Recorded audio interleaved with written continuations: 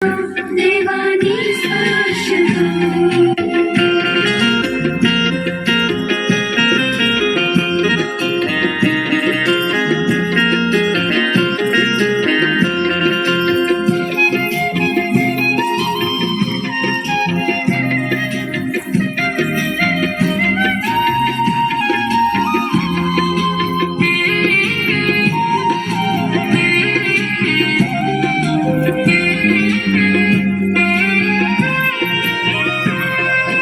పక్షవాత రోగికి స్వస్థతను వసగినావు.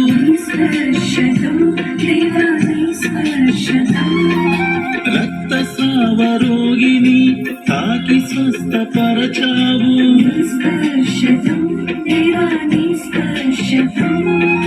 పక్షవాత రోగికి స్వస్థతను వసగినావు.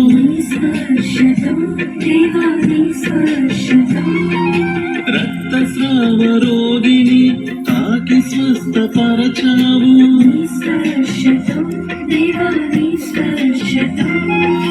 నీతమునుగు పేతురును నీ చేతితో లేపావు. 5,000 మందికి ఆహారమునిచ్చావు. దేవా నీ స్పర్శతో